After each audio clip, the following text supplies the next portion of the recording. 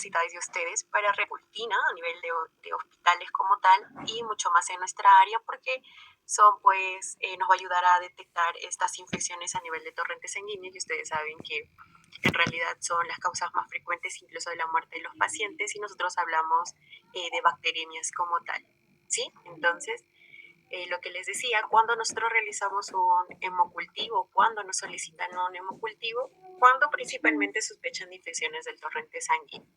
Bien, acá vamos a hablar de dos grupos importantes, es que uno es la bacteremia y el otro es la fungemia. Sí, la bacteremia, tal cual nuestro curso, es la presencia de las bacterias en la sangre, ¿sí?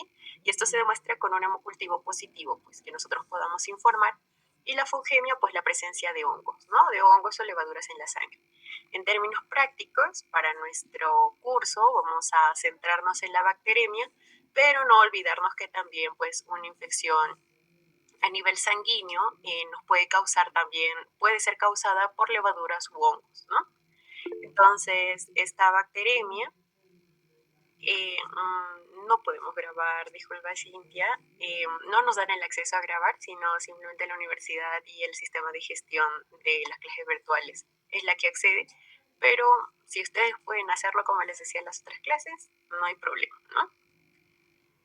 Ya, entonces, esta bacteremia y la fungemia pues van a ser como les decía, asociadas a una elevada morbilidad y mortalidad de los pacientes, que oscila entre 20 pues, y 50% de estas infecciones, incluso de llegar al fallecimiento de nuestro paciente. Sí, actualmente el hemocultivo es considerado el gol estándar para diagnosticar estas dos infecciones como tal. No hay otra metodología.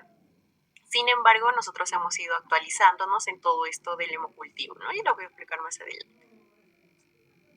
Entonces, ¿cuáles van a ser las posibles causas de bacteremia como tal?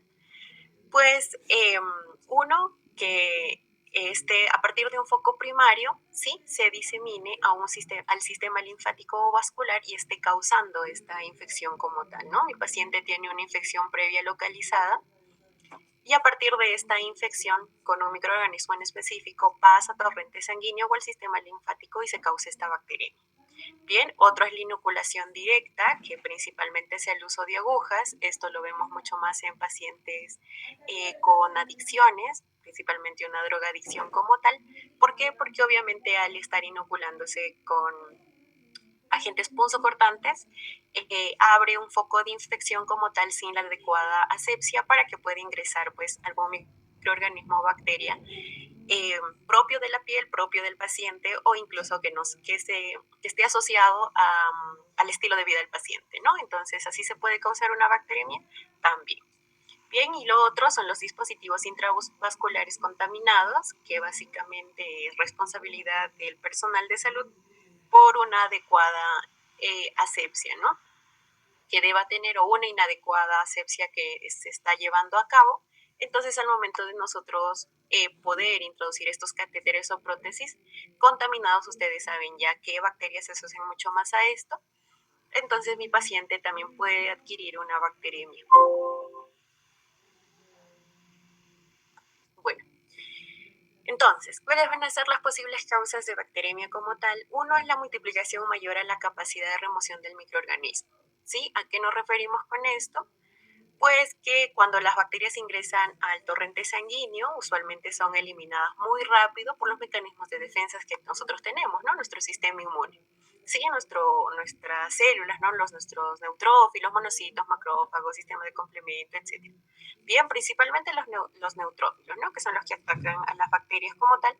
Sin embargo, cuando existe una carga bacteriana muy elevada, estos mecanismos pues se ven sobrepasados, ¿no? Entonces ya no pueden eliminar la cantidad de bacterias que nosotros estamos llegando a tener a nivel sanguíneo y pues se puede ocasionar una bacteremia.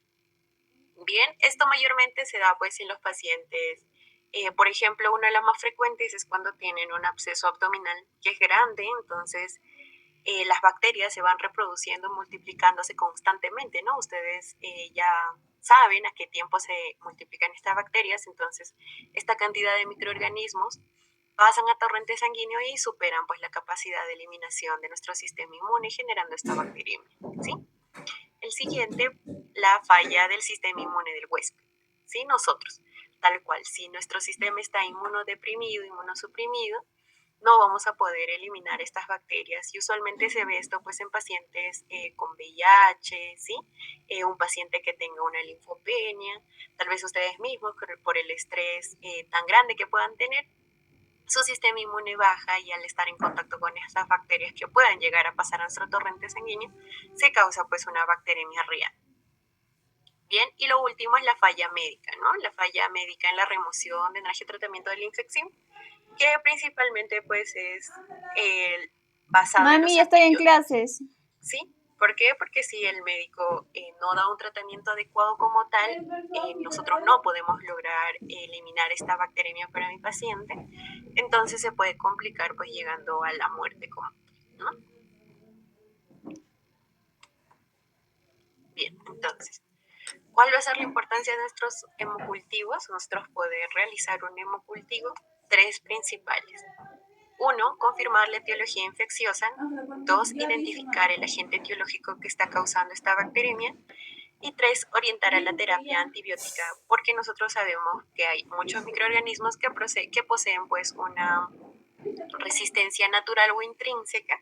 Entonces, al nosotros identificar el agente etiológico y confirmar esta etiología infecciosa, orientamos pues a nuestro clínico a que le pueda dar una terapia antibiótica adecuada, ¿no? Porque sabemos que a nivel sanguíneo, obviamente, esta bacteria se complica muchísimo más porque ya se, bueno, tenemos como que pasa a nivel orgánico, ¿no? Entonces nosotros al tener esta infección a nivel orgánico es mucho más probable que nuestro paciente llegue pues a fallecer por esta sepsis simplemente porque no se orientó bien la terapia antibiótica.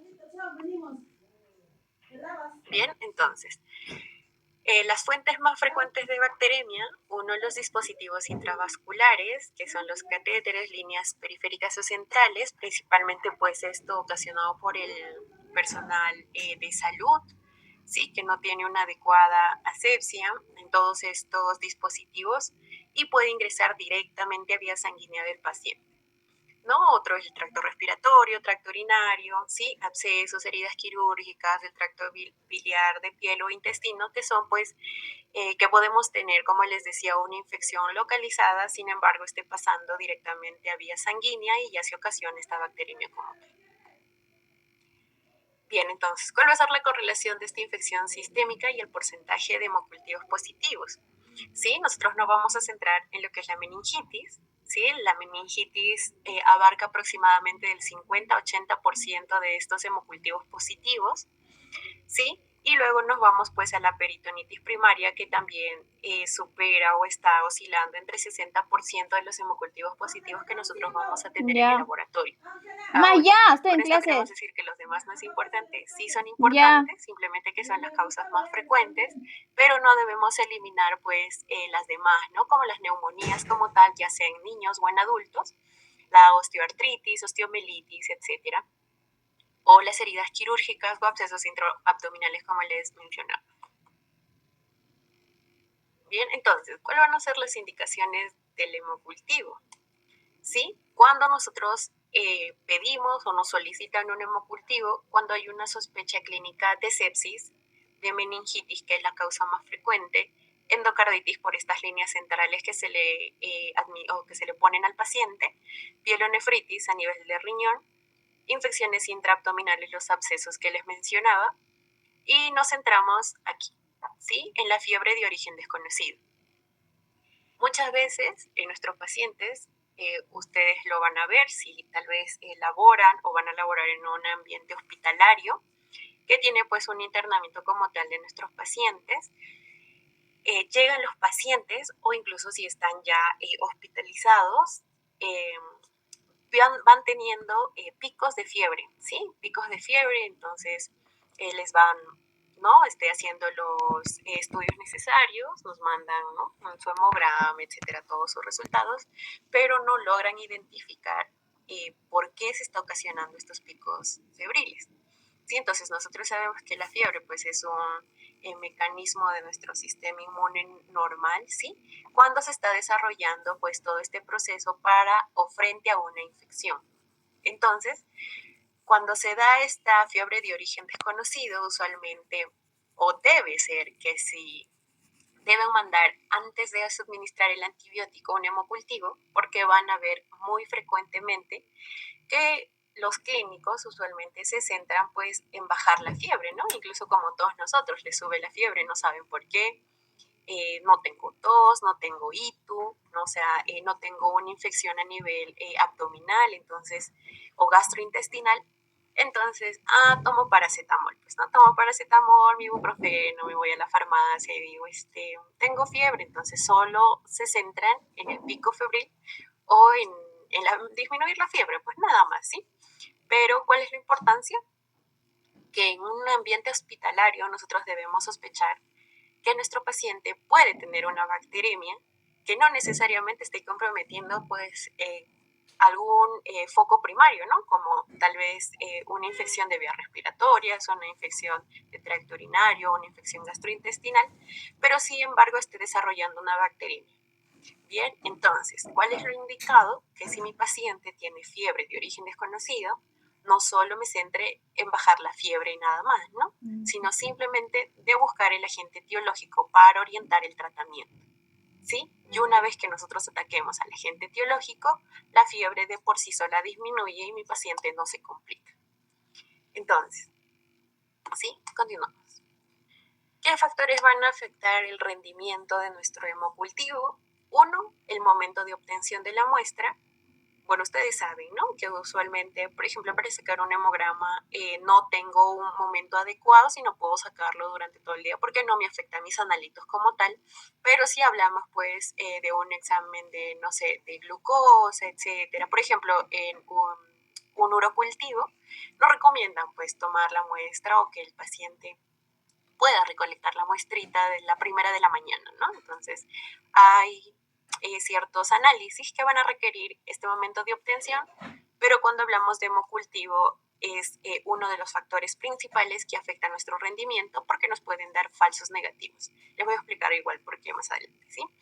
Otro que es casi el 80% de fallas donde nosotros tenemos para que puedan afectar los resultados de mi hemocultivo es la antisepsia de la piel, porque en este proceso de hemocultivo no es simplemente que le limpio con alcoholcito, ¿no? Como usualmente hacíamos para poder tomar las muestras sanguíneas de rutina, sino requiere un proceso adecuado y un poquito más complejo con otros desinfectantes porque estamos hablando de una bacteria.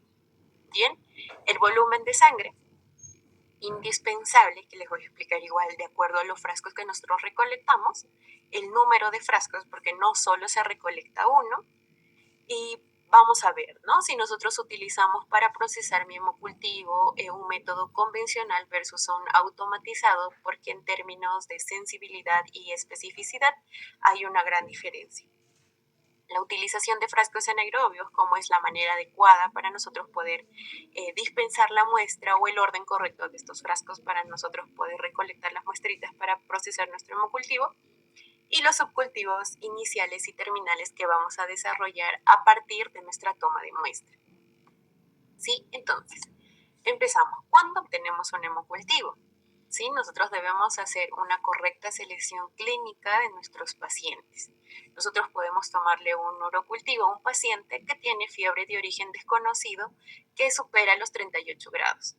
O caso contrario, que mi paciente tenga hipotermia, que esté por debajo de 36 grados, pero que presente shock o escalofríos como tal. Ahí yo puedo obtener mi hemocultivo, ¿no? Es un paciente, una selección de un paciente que realmente me pueda dar hay una gran posibilidad de que me dé un hemocultivo positivo.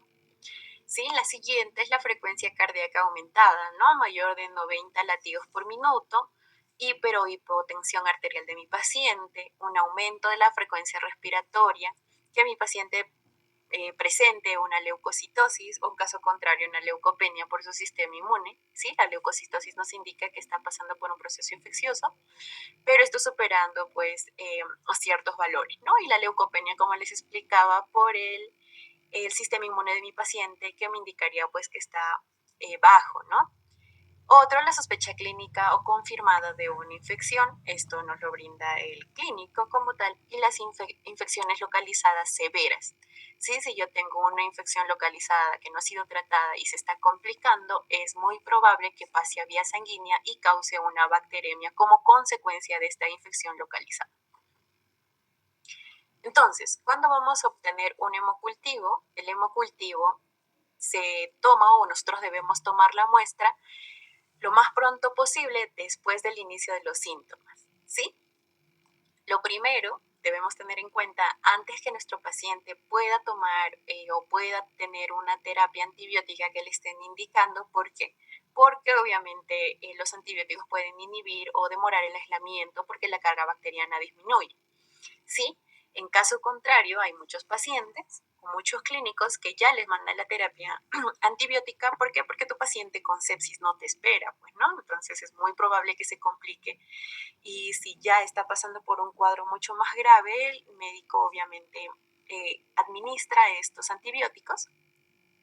Al momento de nosotros poder tener este esquema antibiótico que le pueda dar el médico, antes que pueda recibir una nueva dosis, ¿no? Usualmente que es de 6 entre 8 horas que le puedan ir aplicando, antes de recibir esta nueva dosis, nosotros deberíamos tomar el hemocultivo. Sí, entonces después de pasado este tiempo que le indiquen, ¿no? Entonces, si, por ejemplo, en el día recibe 2 veces antibióticos, al inicio le suministraron su terapia, nosotros aproximadamente 15 minutos antes de que inicie la otra dosis deberíamos tomar el hemocultivo. En caso contrario, no se pueda pues tomar la muestrita antes que mi paciente reciba los antibióticos, ¿no? Que es el caso más frecuente realmente, porque ya le suministran, como les digo, los antibióticos porque mi paciente no te espera, pues. Y lo otro, que es antes de la aparición de la fiebre y de los escalofríos. ¿Sí? Usualmente estos aparecen de 30 a 45 minutos después del ingreso de las bacterias a nivel sanguíneo. Entonces nosotros deberíamos tomar antes del inicio del pico febril. ¿Por qué?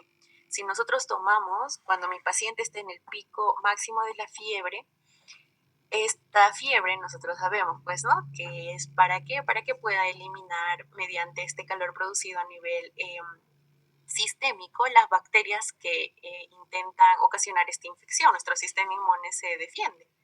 Sí, entonces si yo tomo mi muestra en el pico febril, es muy probable que mi carga bacteriana disminuya muchísimo, entonces tenga menos posibilidades de yo poder aislar este agente bacteriano que esté causando esta sepsis o bacteremia pues en mi paciente. ¿Sí? Entonces, usualmente, ¿cuánto se toma? Entre 30 minutos a 2 horas antes de que inicie este pico febril de mi paciente. Bien, entonces, netamente esto es nuestro trabajo, la toma de muestra y cómo debemos obtener un hemocultivo, y nos centramos pues acá, ¿no? Uno, lo primero, los materiales que debemos utilizar. Guantes, no cualquier tipo de guantes, usualmente para nosotros tomar una muestra de rutina, ¿no? O sea, en un laboratorio eh, para pacientes ambulatorios nosotros utilizamos los guantes a granel, etcétera, ¿no? Los de látex. En caso para nosotros poder obtener un hemocultivo, deberíamos utilizar guantes estériles. Sí, creo que ustedes ya saben la manera correcta de cómo colocarse un guante para que haya la menor contaminación posible, porque debe ser un proceso completamente estéril. Bien, la mascarilla, según el protocolo de laboratorio donde se esté tomando la muestra, usualmente a nivel hospitalario, el torniquete que también esté esterilizado como tal, porque puede interferir en esta toma de muestra y darnos un falso positivo. Luego vamos a tener el alcohol de 70, que es el común, pero no para desinfectar a mi paciente. Y les voy a decir que se desinfecta con el alcohol de 70. Clorexidina alcohólica al 2%, que es la preferida para desinfectar el sitio de punción. Gases estériles para cubrir pues el acceso que nosotros vamos a tener después de tomar la muestrita. Jeringa estéril o sistema Vacutainer, ¿sí? Con aguja mariposa, de acuerdo a cómo ustedes pueden utilizar o mayormente como su centro les den estos materiales. ¿Sí? Los frascos de hemocultivo, principalmente aerobios y anaerobios, si es que no se sospecha de una fungemia, que nosotros podemos utilizar, pues, ¿no? Un frasco netamente para aislar hongos, Y si hablamos de un paciente pediátrico, pues hay un frasco exclusivo para un paciente pediátrico. Las etiquetas y el apósito como tal. Las etiquetas básicamente, y con esto pasamos pues a la identificación del paciente. ¿Qué debemos verificar? El nombre completo de nuestro paciente, la historia clínica, porque acá nos orienta de qué está sospechando el médico, la fecha de nacimiento y la solicitud médica. Bien, es muy importante explicar el procedimiento al paciente, ¿sí? Si tú le vas a tomar la muestrita de hemocultivo a tu paciente, entonces es sumamente importante que le expliques por qué este procedimiento no es rutinario. Bien, usualmente han visto que cuando tomamos las muestras sanguíneas, pues tomamos un tubito, ¿no? Hay muchos pacientes que nos dicen, ¿y por qué tanta sangre? O señorita, joven, yo he escuchado que solo utilizan un poquito, entonces ¿qué van a hacer con mi sangre? ¿La van a vender o qué es lo que hacen? ¿No? Entonces solo con un tubito. Ahora, si nosotros hablamos de hemocultivo, a nuestro paciente le tomamos aproximadamente de 10 a 30 mililitros. No solo un frasco, sino casi 3 frascos. Tu paciente, ¿qué te va a decir? Obviamente se va a asustar, ¿no? Porque no conoce la bulimia que pueda tener en su cuerpo, va a tener miedo. Entonces es importante que le expliquen todo el procedimiento para que nuestro paciente también pues se sienta mucho más tranquilo, mucho más confiado y pueda colaborar también en el proceso de toma de muestra, porque no es tan fácil como tomar pues una muestra rutinaria. Bien, otro paso importante y muchas veces olvidado por nosotros es la higiene de manos. ¿Sí? ¿Por qué cobra real importancia acá en este hemocultivo, en este proceso de hemocultivo? Porque nosotros podemos contaminar en nuestra toma de muestra con la microbiota que nosotros poseemos. Si es que realmente no tenemos una higiene adecuada de manos, posteriormente no me pongo un guante que sea estéril de la manera adecuada, entonces puede ser que yo contamine mis frascos y pues un frasco de hemocultivo salga positivo, pero no por alguna bacteria que esté afectando a nivel sanguíneo de mi paciente, sino simplemente una bacteria parte de mi microbiota, yo como profesional, ¿no? Que le esté tomando la muestra a mi paciente, entonces ocurre un falso positivo, ¿sí? La cuarta, la preparación de frascos, y aquí, ahí es donde entra nuestro alcohol de 70. Bien, ¿para qué utilizamos el alcohol de 70 en hemocultivo? Para desinfectar los tapones de los frascos antes de tomar nuestra muestra o antes de introducir nuestro sistema vacutainer o introducir la jeringa, etcétera. Sí o sí los tapones se desinfectan con alcohol de 70 grados, ¿sí? 5. La selección del sitio de punción. Nosotros debemos preferir la vena periférica del antebrazo y evitar, pues, ¿no? Sitios con flebitis, hematomas, catéteres, áreas infectadas, etcétera, porque pueden interferir, pues, con mi resultado. Ahora, usualmente yo busco, ¿no? Tomo una muestrita rutinaria y veo qué bracito de mi paciente, en cuál de sus bracitos se ve mejor la vena. Sí, yo debería revisar en caso de hemocultivo ambos brazos e incluso otros sitios de punción. ¿Por qué? Porque yo no voy a tomar solo un set, ¿sí? Ahorita les voy a hablar de los sets, pero yo no tomo solo una vez esta toma de muestra de hemocultivo no es solo una vez, ¿no? Entonces, de preferencia, para evitar contaminaciones, tomamos de diferentes sitios de punción, usualmente son de 2 a 3 sets. Tú deberías tener, pues, 3 sitios de punción, ¿no? Que estás eligiendo para poder tomarle la muestrita a tu paciente.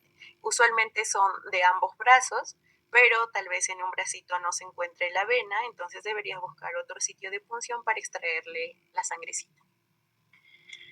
Sí, la sexta es la antisepsia de la piel. Y acá nos detenemos, ¿por qué? Porque es la mayor causa, ¿sí? Casi aproximadamente el 20%. No, perdón, aproximadamente el 80% de los falsos positivos que se dan, pues, cuando yo me sale un hemocultivo positivo que no me indica una bacteremia real, la mayoría de errores se dan en la antisepsia de la piel del paciente. Bien, entonces, nosotros para un procedimiento de hemocultivo vamos a utilizar algunos antisépticos, no necesariamente el alcohol de 70 como en la mayoría de casos para nuestras muestras rutinarias, como les decía.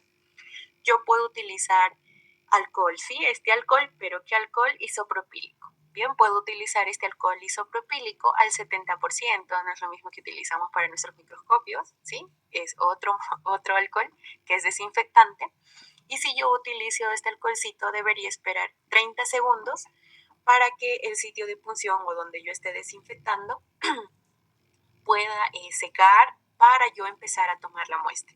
¿Qué pasa si es que yo no dejo actuar, sí, y le tomo la muestra con el área que estoy desinfectando mojada? Entonces es muy probable también que haya fallas al momento de la identificación.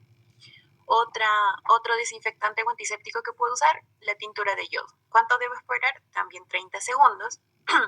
El yodo povidona, ¿sí? Que usualmente cuando utilizo espero de 1.5 a 2 minutos, ¿sí? Va variando el tiempo. ¿Por qué? Porque hay más interferencias. La mayoría de centros usa esto, ¿sí? El yodo povidona. Es mucho más probable que si yo espero 2 minutos se vuelva a contaminar, por eso casi está saliendo, ¿sí? No deberíamos usar, pero es un desinfectante a comparación de los otros mucho más efectivo, pues, ¿no? Y el gluconato de clorhexidina, que es el indicado como tal, que solo espero 30 segundos. ¿Y por qué es importante? Porque esta clorhexidina es típicamente mucho más eficaz contra bacterias gram positivas y las gram negativas. Bien, entonces, ustedes saben que a nivel de microbiota nosotros poseemos una gram positiva en abundancia, ¿sí? Espero que respondan en su mentecita, ¿sí? Pero principalmente Staphylococcus epidermidis, ¿no? Ustedes saben. Entonces, si yo utilizo mi clorhexidina, nosotros sabemos que es mucho más eficaz contra estas gram positivas, entonces puede eliminar gran cantidad de estos agentes que pueden interferir en un falso positivo de mi toma de muestra de hemocultivo. Bien, ¿por qué es importante la clorhexidina? Porque es la más indicada y la más eficaz, porque persiste al menos de 6 horas hasta 7 días con el área desinfectada. Entonces yo con total tranquilidad podría desinfectar con mi clorhexidina y tomar la muestra a mi paciente, asegurándome que esa área va a estar completamente estéril, ¿no? Y si mi hemocultivo sale positivo, pues yo puedo decir que es una bacteriemia real. Entonces, ¿por qué es importante este paso de la antisepsia de la piel? Porque hasta el 20% de las bacterias sobreviven a la acción de los antisépticos, ¿sí? Porque pueden ubicarse en capas profundas de la piel. Ahora, en los últimos tiempos, después de la pandemia como tal, se han realizado muchísimos estudios comparando pues estos antisépticos, ¿no? Casi no en hemocultivo, porque la clorhexidina es la más adecuada, como les digo, pero hicieron estudios, pues, ¿no? En el alcohol de 70, en el alcohol de 96, el yodo, etcétera, viendo el poder bactericida que puedan tener estos antisépticos contra las bacterias. Y ustedes, si pueden buscar un poquito, ¿no? Van a ver que en nuestra región también se hizo, ¿sí? Estos estudios. Entonces, hay una gran cantidad de bacterias que sobreviven a estos antisépticos. Entonces, principalmente el alcohol de 70, que ya no es efectivo porque nosotros pues en épocas de pandemia utilizamos muchísimo, ¿no? Entonces las bacterias crean resistencia también, un gran porcentaje creó resistencia a este alcohol, entonces sobrevivían. ¿Para qué nosotros deberíamos cambiar estos antisépticos, ¿no? Nosotros teniendo en cuenta todos estos estudios que se realizaron, pero a raíz de todo esto, nosotros vemos que la clorhexidina sigue siendo la más eficaz, ¿no? En procesos de hemocultivo, si utilizamos clorhexidina para los demás procesos, muchísimo mejor, ¿no? Entonces, si en todos los centros podríamos utilizarlo, genial. Porque persiste hasta 6 horas, hasta 7 días todavía con el área desinfectada. Bien, entonces, la extracción de sangre, ¿sí? El volumen de sangre. ¿Por qué es importante? Usualmente, cuando nosotros tomamos a un paciente pediátrico, lo relacionamos con el peso del paciente. Bien, entonces, en estos niños pequeños, sí, en los niñitos que son pequeñitos, usualmente en bebés, sí, hasta aproximadamente niñitos de 5 o 6 años que puedan o que podamos estar sospechando de una bacteremia, se requiere entre 1 a 5 mililitros, pues, ¿no? En el frasquito, ¿qué dilución debe tener? 1/5, y solo se utiliza usualmente un frasco aerobio, a menos que el clínico sospeche pues que se trate de una bacteria anaerobia o de una fungemia. Si al niñito solo se le toma un frasquito, por eso hay un frasco exclusivamente pediátrico, los que van a realizar esta tarea nos lo explicarán un poquito mejor en su infografía. Y cuando nos volvamos a encontrar, pues poder hacer un diálogo, ¿no? Con todos estos frascos que ustedes van a buscar. Bien, entonces, esto es en cuestión a los niñitos, que nosotros vamos a relacionarlo con el peso para nosotros poder tener el volumen adecuado para poder sacarle, porque no vamos a tomar lo mismo a un neonato, sí, o un recién nacido, a un niñito un poquito más grandecito, pues, ¿no? Y cuando nosotros hablamos de niños mayores y de adultos, usualmente se le toma de 10 a 20 mililitros, incluso 30 mililitros, sí, repartidos en dos frascos, uno aerobio y el otro anaerobio, y usualmente en 3 sets. ¿Cómo es eso de los sets? Bien, entonces, nosotros, como les digo, vamos a tomar aproximadamente de 20 a 30 mililitros. ¿Cómo es eso? ¿Sí? Yo voy a tener mi set de hemocultivos. Principalmente, la mayoría y en el 90% de los casos, este set cuenta de un frasco aerobio y un frasco anaerobio. A todos mis pacientes que les mandan a tomar hemocultivo, yo debo tomar mi frasco aerobio y mi frasco anaerobio. Si mi clínico sospecha de una fungemia, entonces le añado mi frasco para hongos, ¿sí? Entonces, en cada frasquito usualmente se recolecta 10 mililitros de sangre. Ahí tendría, ¿no? 10 de aerobio, 10 de anaerobio y 10 para los honguitos. Entonces sería 30 mililitros de sangre. Entonces, ese es un set. Usualmente a nosotros nos mandan a sacar de 2 a 3 sets por toma. ¿Por qué? Porque yo quiero descartar que esta bacteriemia sea por contaminación, ¿sí? Porque yo sé pues que en la piel, como les mencionaba, tengo microbiota por, no sé, prácticas de antisepsia que no están adecuadas. También puede ocasionar pues un falso positivo. Entonces, para disminuir todo este sesgo que se va a llevar a cabo, yo tomo varios sets. Entonces, si me sale un set positivo, el otro también está positivo, ¿sí? De diferentes sitios de punción como tal, y en dos sets distintos, entonces yo puedo hablar que estoy frente a una bacteriemia real. Pero ¿qué pasa si solo un frasco de estos 2 o 3 sets que yo tome está positivo y el resto no? Es muy probable que se haya contaminado ese frasco, pero los otros no, ¿no? Entonces no estaríamos frente a una bacteriemia real, por ende mi paciente no debería recibir este tratamiento antibiótico agresivo porque ya hablamos de un sistema a nivel sistémico, perdón. Bien, entonces, cuando nosotros hablamos de pacientes pediátricos, sí, lo que les decía, el volumen recomendado es obtenerse en base al peso de nuestro paciente. Bien, ¿por qué? Por la pérdida de volemia, ¿no? Si yo, como les decía, hablamos de 20 a 30 mililitros, si yo tomo 2 frascos voy a sacar 60 mililitros y si tomo 3 frascos a mi paciente adulto voy a tener 90 mililitros, entonces es un volumen considerable, ¿verdad? A comparación de los tubitos que nosotros sacamos rutinariamente. Pero ¿qué pasa si a mi paciente neonato le tomo esta cantidad de muestra sanguínea? Nosotros sabemos, pues, de acuerdo a su peso, que su volemia bajaría mucho y sería perjudicial para él. Bien, entonces, acá sí lo pueden revisar, este cuadrito, ¿sí? Si desean tenerlo en cuenta, de acuerdo, pues, a los kilos que pueda poseer mi paciente pediátrico, voy a tener el porcentaje de volumen que yo le puedo extraer, ¿no? La manera sanguínea. Entonces, el porcentaje de falsos negativos en neonatos es mucho mayor. Sí es mucho mayor, ¿por qué? Porque a mi paciente pediátrico yo solo le tomo una cantidad de sangre mínima, ¿sí? En un solo frasco. Entonces yo no voy a saber con tal certeza que este frasquito sea por contaminación positivo o si realmente estamos hablando de una bacteremia real. ¿Por qué?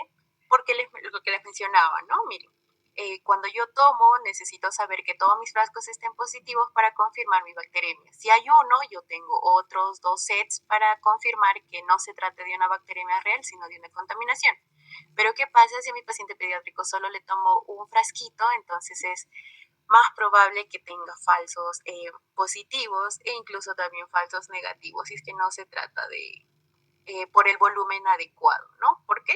Porque si no saco la cantidad suficiente de sangre, la carga bacteriana presente en solo esa muestra que yo estoy extrayendo, quizás no sea la necesaria para que yo pueda identificar mediante mis subcultivos a esta bacteria. Entonces, tengo porcentajes de falsos negativos, también tengo porcentajes de falsos negativos, ¿sí? Entonces, ¿qué vamos a tener en cuenta después de todo eso?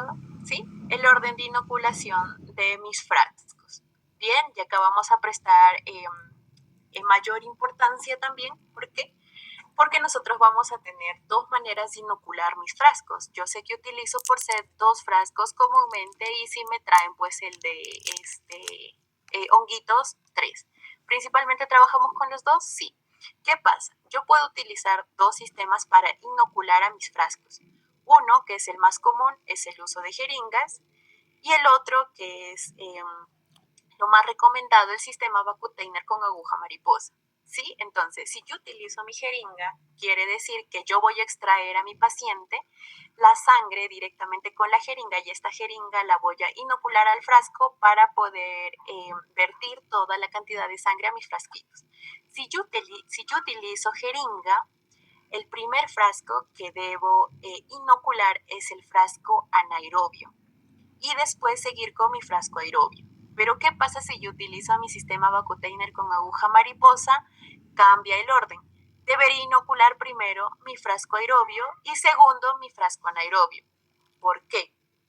Sí, entonces, si yo tengo mi jeringa, usualmente la sangre, sí, o sea, la sangre está directamente al tope y añado mi frasco anaerobio tranquilamente porque no voy a añadir ninguna cantidad de oxígeno como tal porque no hay vacío en mi jeringa. Pero ¿qué pasa si utilizo mi sistema Vacutainer con aguja mariposa? Tal vez muchos de ustedes lo han visto, sí, igual les vamos a poner alguna retroalimentación con estas imágenes de la aguja mariposa que tienen pues como un cablecito. Entonces, ¿qué pasa si yo añado primero la sangre mediante este sistema a mi frasco anaerobio? Entonces, todo el vacío que hay en el cablecito pasa como oxígeno. Entonces, ¿qué pasa? Si yo tengo una bacteria, una bacteremia por algún agente anaerobio, pues el oxígeno las mata, ¿no? Ustedes saben. Entonces, por eso es que cambian el orden si yo utilizo jeringa y aguja mariposa. Como les digo, lo más común es utilizar jeringa porque este sistema Vacutainer es un poco más costoso, pero si tienen la oportunidad de usarlo es mucho mejor utilizar el sistema Vacutainer con aguja mariposa. Sí, pero tener en cuenta el orden de los frasquitos. Entonces, luego vamos a pasar a la mezcla, debemos invertir suavemente los frascos sin agitación fuerte para no poder interferir en nuestros resultados. Por último, el rotulado y qué debemos registrar, ¿sí? El nombre del paciente, fecha y hora de la toma de muestra, el sitio de extracción y por último, las iniciales del operador. Es decir, si yo tomo mal mi muestra, ¿sí? Si yo reporto como una bacteremia real algo que solo es contaminación, etcétera, y quiero echar la culpa, no sé, a mi interno, tal vez, no sé, ¿no? A mi compañero, no se puede. ¿Por qué? Porque tus iniciales están en el frasco de mi paciente. Bien, entonces, si mi paciente fallece, tema legal para el tecnólogo que ha reportado, que ha extraído la muestra, etcétera. ¿Sí? Entonces, ¿por qué el sitio de extracción? Porque como les decía, yo voy a tomar a un paciente adulto de 2 a 3 sets. Entonces, en un set debo anotar el sitio de extracción de donde le estoy pues tomando la muestra, tal vez, no sé, brazo derecho. Después de cuánto tiempo, aproximadamente, antes nos decían que deberíamos esperar aproximadamente 8 horas, incluso de un día para el otro, para poder tomar el otro set, ¿no? De las tomas de muestra de hemocultivo. Pero actualmente ya sabemos que no hay varianza como tal en esta carga en las bacterias que nosotros podamos conseguir a nivel sistémico y yo puedo tomarla incluso después de 30 minutos o incluso seguido. Sí, yo tomo mi primer set en el bracito derecho, pasa 10 minutitos, el otro set en el bracito izquierdo. Bien, y si me piden 3 sets, entonces en otro sitio de punción yo puedo esperar. Pues no, incluso usualmente esperan de 1 a 2 horas, pero a partir de los 15 minutos ustedes ya pueden estar extrayendo el otro set de toma de muestra. Bien, por eso es importante el sitio de extracción y la hora que le están tomando. Y el transporte, cuando hablamos de muestras de hemocultivo, debemos enviar inmediatamente al laboratorio, ¿no? Estas muestras no se refrigeran y deberíamos mantenerlas a temperatura ambiente. ¿Se debería procesar lo más rápido posible? Sí, meter a la incubadora, que en la mayoría de casos son automáticas. Bien, entonces, lo que les decía, el número de frascos. Bien, ¿a qué nos va a ayudar? uno logra, pues, ¿no? Indirectamente un volumen correcto de la sangre, entonces es mucho más probable que la carga bacteriana aumente y yo pueda identificar correctamente a mis bacterias. Nos ayuda a discriminar la bacteremia de la contaminación cuando se aíslan microorganismos de la piel. Sí, documenta una bacteremia continua, por eso yo estoy tomando varios sets. Sí, y lo que les decía, ¿no? Se recomienda sacar de 2 y 3 sets de hemocultivos por paciente. Mínimo en 2 botellas por set, sí. Si me añaden el frasco de fungemia, para aislar los honguitos, depende del clínico, pero como mínimo mi frasco de anaerobio y mi frasco de aerobio. Bien, entonces, lo que le decía, no es necesario que las muestras se tomen separadas por periodos de tiempo muy prolongados, ¿no? Incluso ustedes pueden tomar en una sola toma, ¿no? Listo. ¿Cuáles son las causas más frecuentes? Uno, la principal, la mala antisepsia de la piel del sitio de toma de muestra. Siguiente, uso de antisépticos contaminados. Y es muy importante que acá revisen las fechas de vencimiento. Si yo tengo un antiséptico, ¿no? Mi clorexidina, mi alcohol, etcétera, que está vencido, la eficacia disminuye. Una vez que mi eficacia disminuye, es muy probable que mi antiséptico se contamine. Y si se contamina, en vez de limpiar o desinfectar, pues la estaría contaminando a mi paciente, ¿no? Y mis frascos de hemocultivo como tal. Siguiente, la mala desinfección de la tapa del frasco, ¿sí? Lo que les decía, con alcohol de 70, no olvidarse. El manipuleo de laboratorio, uso de caldos de cultivo contaminado, tal cual la fecha de vencimiento, o caldos o los medios de cultivo que ya están con demasiado tiempo, usualmente, posiblemente, lo más probable es que se contaminen, entonces yo estaría aislando esta contaminación y no una bacteremia real. Bien, y la mala desinfección del frasco durante procesos invasivos del subcultivo como tal. ¿Cómo se hace eso? Les voy a explicar igual, ¿sí? Entonces, ¿cuándo se considera una contaminación? Si uno de 2 o más frascos de mismo cultivo por cada paciente presenta el desarrollo de algunos microorganismos que ya no se estipulan, ¿no? Uno, Staphylococcus coagulasa negativo. ¿Quién es el principal, como les decía? Staphylococcus epidermidis, porque es el más presente en la piel. Bien, Propionibacterium, Bacillus corinebacterium, sí, Streptococcus del grupo Viridans, Clostridium y Micrococcus. Entonces, si nosotros encontramos a estos agentes, es muy probable, si solo en uno de nuestros frasquitos esté creciendo esta bacteria, entonces es muy probable que haya sido una contaminación propia de la piel y de la microbiota cutánea de nuestro paciente. Sí, ustedes saben que todos estos forman parte tal cual de nuestra microbiota, entonces nos estaría dando un hemocultivo positivo a estos, solo un frasquito, entonces contaminación, no sería una bacteremia real. Pero todos estos nos pueden causar una bacteremia, sí. Por eso se toma en cuenta la cantidad de toma de muestra y los sets que estamos tomando. ¿Qué pasa si yo tengo un Staphylococcus, no sé, epidermidis, en 4 de mis frascos, de mis 2 sets que he tomado? Entonces, yo puedo decir que estoy frente a una infección, una bacteremia por Staphylococcus epidermidis, ¿sí? Entonces, no es que no se dé, sí se da, por eso yo evalúo todo, ¿sí? La cantidad de frascos positivos que estoy teniendo, el agente etiológico que me está dando positivo, ¿bien? Y pues lo previo, ¿no? Como profesionales, obviamente debemos hacer todos estos procesos de descontaminación, desinfección, etcétera, para no tener los problemas al final en la identificación. ¿Sí? Entonces, ¿qué pasa? ¿Cuánto tiempo incubo? Usualmente, para las bacterias comunes, las más frecuentes en un cultivo positivo, que estemos hablando de una bacteremia, se incuba de 1 a 5 días, ¿sí? Pero en microorganismos que ustedes ya varios lo conocen, hemos hablado, usualmente tarda hasta 14 a 21 días, ¿sí? En los microorganismos que son mucho más exigentes. Pero, ¿qué es lo que pasa? Y acá también yo tengo un criterio importante para discernir entre una contaminación y una bacteremia real. Si la positividad de mis frascos es en menos de 12 horas, yo puedo sospechar que se trata de una bacteremia verdadera. Pero si pasa más de 12 horas, entonces esta sospecha clínica disminuye, ¿sí? Porque se puede tratar por una contaminación en todo este proceso de incubación o que nosotros estemos manipulando los frascos en el laboratorio. Bien, ¿qué pasa si mi hemocultivo sale positivo? Bien, cuando mi sistema, usualmente el automatizado, detecta el crecimiento y nosotros reportamos pues este hemocultivo como positivo, bien, sabemos que es positivo, es ahí donde recién iniciamos. Bien, ustedes han visto que en la mayoría de casos, en la mayoría de identificación de las otras bacterias, primero, lo principal que nosotros hacemos es nuestra coloración Gram para identificar nuestra bacteria. Y van a ver en los otros procedimientos que estamos realizando de urocultivo, secreciones, etcétera, también utilizamos la coloración Gram como como un preliminar, ¿no? Que nos pueda orientar pues por todo este proceso inmune que ustedes pueden estar teniendo, este proceso infeccioso, etcétera. Pero ¿qué pasa en hemocultivo? Recién cuando mi hemocultivo sale positivo, yo realizo mi coloración Gram, ¿sí? A partir de un hemocultivo positivo. Yo no puedo realizarlo antes.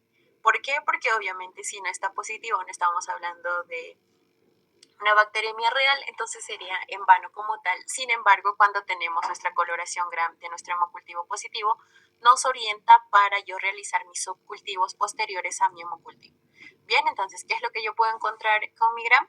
Cocos, bacilos, cocobacilos, levaduras, etcétera, que me puede orientar a realizar mi subcultivo, ¿sí?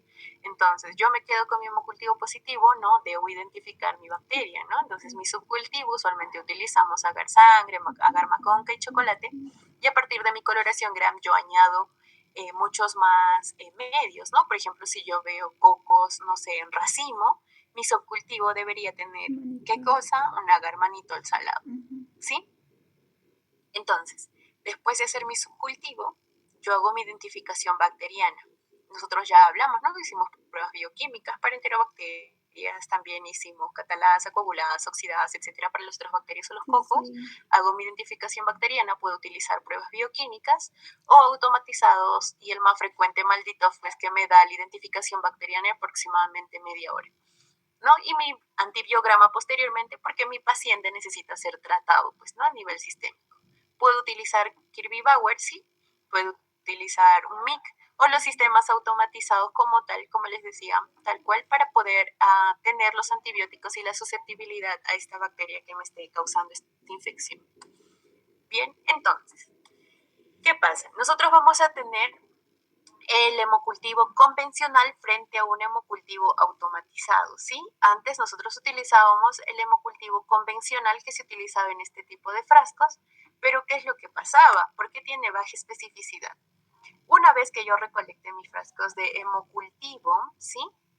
Yo añada, ¿no? La sangrecita, tome la muestra a mi paciente, todos estos frascos de los 2 o 3 sets que yo tomaba a un solo paciente, debería incubar, ¿no? Igual incubo todo en mi incubadora normal, bien, las que tenemos, se incuba todos mis frascos, entonces yo debería revisar diariamente si mi hemocultivo salía positivo. Como yo veía en este hemocultivo convencional, yo acá tengo, ¿no? Mi frasquito.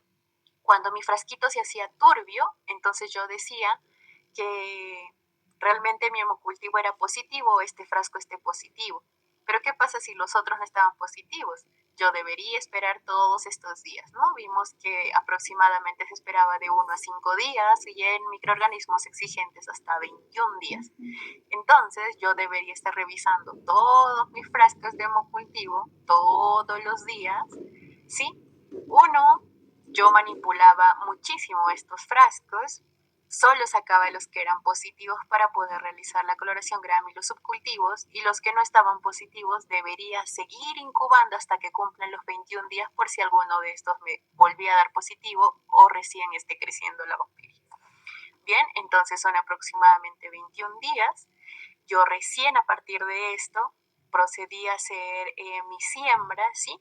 Una vez de esta siembra, pues procedí a incubar. Acá recién me crecía la bacteria, si se trataba de una bacteriemia real o no, no tampoco sabía, tenía que evaluar todos los sets. Y a partir de mi cultivo, pues, o de mi subcultivo, yo recién realizaba mis pruebas bioquímicas para que me identifique la bacteria. Yo una vez identificada la bacteria, tenía que hacer mis pruebas de susceptibilidad y para recién saber pues a qué era sensible o resistente esta bacteria que esté causando la bacteremia de mi paciente, ¿no? Entonces, como ustedes ven, comprende una serie de pasos, una manipulación muy frecuente, la tasa de contaminación crecía en mi hemocultivo convencional, pero no es que no se pueda hacer, sí se puede hacer, pero es mucho menos específico, ¿no? Luego, ahora la mayoría pues realmente se utiliza un sistema automatizado para el hemocultivo. Hay varios sistemas, sí. El principal, el más común, el BAC-ALERT, ¿sí? 3D o el BACTEC nada más, pero hay un sinfín de cantidades de sistemas automatizados para realizar hemocultivo, ¿sí? Cada sistema posee sus propias botellitas, ¿sí? Sus propios fresquitos de la misma casa comercial para nosotros poder incubar. Ahora, este sistema automatizado, ¿qué es lo que pasa? ¿Sí? Detecta el crecimiento microbiano mediante la producción de CO2, ¿sí? Otros cambios metabólicos que va a tener la bacteria. Ustedes ya expertos en metabolismo bacteriano lo van a identificar. Bien, entonces, ¿qué pasa? Los frasquitos tienen un indicador, ¿sí? Y estos indicadores entonces viran y el sistema automatizado te bota como un hemocultivo positivo. Y los que son negativos, netamente negativos, también te bota como negativo y hay un sistema que ya se pasa pues a reportar como negativo estos hemocultivos, entonces tú ya no tienes que esperar, ¿no? Los 21 días porque te está dando un negativo real. Y si es un positivo real, tú solo sacas ese paciente, ese frasquito y puedes realizar tu subcultivo. Bien, entonces, ¿por qué es importante? Este sistema hace un monitoreo continuo sin la necesidad de que pues, el profesional, el tecnólogo, etcétera, esté revisando constantemente, esté manipulando los frascos, etcétera, porque el sistema automatizado lo hace. Y mediante una agitación permanente para evitar pues, que se sedimente netamente la sangre y pueda interferir en nuestros resultados, ¿no? Uno, nosotros, como les decía, vamos a realizar el gram y los subcultivos únicamente de las botellas positivas, que esta positividad nos la da el sistema automatizado. Menor tiempo de incubación, sí, porque los que son pues negativos, como les decía, se reportan al instante de manera automática. Entonces yo ya procedería a descartar mis frascos negativos, ¿bien? Y solo me quedaría con los positivos también, únicamente para hacer mi gram y mi subcultivo, ¿sí? Entonces, dentro de esto vamos a tener el hemocultivo automatizado y mis botellitas con removedor de antibióticos. Bien, ustedes que van a hacer su tareita van a ver que hay varios fresquitos que poseen removedor de antibióticos. Entonces, ¿por qué es importante esto? Porque pues lo vamos a usar, como les decía, a mis pacientes que están recibiendo terapia antibiótica. Estos van a tener unos tipos de removedores de estos antibióticos, uno es con carbón activado y el otro es con resinas de intercambio iónico, y esto pues hace que se remueva más de 25 antimicrobianos que usualmente se le administran a mi paciente para que reduzca este foco infeccioso o esta sepsis que se está dando a nivel sistémico. ¿Sí? Entonces, ¿yo puedo utilizar este removedor de antibióticos? Sí puedo. Bien, sí puedo, es un poco más caro, no elimina el 100% de los antibióticos o antimicrobianos que está recibiendo mi paciente, pero pues es un sistema que me ayuda pues, ¿no? A obtener, a que si yo recolecto mi muestrita de sangre, pues todos los antibióticos no sigan eliminando la bacteria y yo obtener pues una carga adecuada para realizar mi identificación. Bien, es un sistema bueno, es innovador, etcétera. Sí, es muy innovador porque nos ayuda a la identificación mucho más rápido, ¿no? Sin tener este problema de que mi paciente haya recibido o no haya recibido antibióticos o yo estar esperando, como les decía, que le van a administrar, no le van a administrar, etcétera, sino solo utilizaría esta botellita. Entonces, ¿qué es lo que cambia, no? En este sistema automatizado en comparación de uno manual o uno convencional, uno disminuye la sobrecarga de trabajo y el tiempo requerido, ¿sí? Respecto a los métodos convencionales que pues ya les expliqué, ¿no? Entonces, ¿qué es lo que pasa? Yo tomo mi muestrita en mis frasquitos, ¿sí? Yo meto a incubar a este sistema automatizado, entonces este sistema automatizado, si realmente mi hemocultivo es positivo, me bota la alerta de que es positivo, virando el color, ¿sí? De mis frasquitos con una alarma, y si es negativo directamente se pasa al sistema como un reporte como hemocultivo negativo. Yo una vez obtenida ya mi hemocultivo positivo, lo demás descarto, sí, ya no tengo que esperar todos los días necesarios, puedo realizar mis subcultivos y mi identificación bacteriana. Bien, es mucho más rápido, mucho más eficaz, mucho más eficiente, sí, sí, entonces, ¿cómo es que voy a interpretar estos hemocultivos positivos? Mi hemocultivo positivo, pues, me indican bacterias verdaderas cuando el aislamiento en las botellas que yo tengo, más de un frasco de hemocultivo, es del mismo microorganismo, ¿sí? Entonces, si yo tengo el mismo microorganismo en varios de mis frasquitos de los 2 o 3 sets que yo he tomado, me indica una bacteremia verdadera, ¿no? Siguiente, el aislamiento temprano, como le digo, aproximadamente nos dan un estándar en menor a 12 horas, el aislamiento en alto inóculo, ¿sí? Y el aislamiento contaminante en otro material estéril. Y la clínica compatible con una bacteremia que nosotros podamos tener, ¿sí? Para un pacientito que lo estamos evaluando. Entonces, el número de hemocultivos positivos, como les mencionaba, bien, si yo tengo solo un frasco de todos los que he sacado, me indica una contaminación como tal, bien, lo que les decía. Y pues realmente estos contaminantes y los patógenos no pueden ser distinguidos en base al número de positivos de un set individual, ¿no? O sea, si yo solo tomo un set a mi paciente y una de las botellitas está positiva, sí, el otro no, entonces yo realmente con certeza puedo saber que se trate de una bacteremia o de una contaminación, no. Por eso es muy importante tomar de 2 a 3 sets, ¿sí? Por toma de muestra, para que me indique una bacteremia real. Entonces, bueno, esto que les dije, ¿no? Debemos tener en cuenta el tiempo de obtención de un hemocultivo positivo, menor a 12 horas, lo que les decía, ¿sí? Si el hemocultivo se incuba por más de 5 días, usualmente se trata de un contaminante en el 98% de los casos, ¿bien? Y la significancia, pues, de un contaminante de la piel se incrementa, lo que les decía, si es aislado en las primeras 48 horas, ¿no? Si es menor a 12 horas como tal, yo puedo decir que se trata de una bacteremia real. Si pasa de 5 días, yo puedo decir que lo más probable es que sea un contaminante. Y le digo lo más probable porque sabemos pues que hay bacterias que tardan en crecer, ¿no? De 14 a 21 días. Entonces, ese 1 o 2% solo representan a esas bacterias, pero cómo las comparamos con la clínica, ¿sí? Que pueda tener la sospecha mi médico para yo poder aislar pues estas bacterias. Si se trata de una bacteria común, me debería estar dando positivo a mi hemocultivo en menos de 12 horas. Bien, entonces, ¿qué voy a tener? ¿Cómo vamos a interpretar estos hemocultivos positivos? Hay una alta probabilidad, sí, del más del 90% de los casos de hemocultivos, que las bacterias implicadas sean Staphylococcus aureus, ¿sí? Que es la principal y que ustedes van a ver que es la más frecuente, E. coli y otras enterobacterias que ya vimos, Pseudomonas aeruginosa, ¿sí? Streptococcus pneumoniae, también puede dar una sepsis en mi paciente, y en términos pues de hongos o de una fungemia, Candida albicans, que es la más frecuente. Bien, una probabilidad intermedia que yo pueda tener mis hemocultivos positivos se va a tratar de Streptococcus viridans con un 38%, sí, Enterococcus spp, ya sea cualquiera de las dos especies o incluso otra, un 78%, y mis Staphylococcus coagulasa negativa en 15%.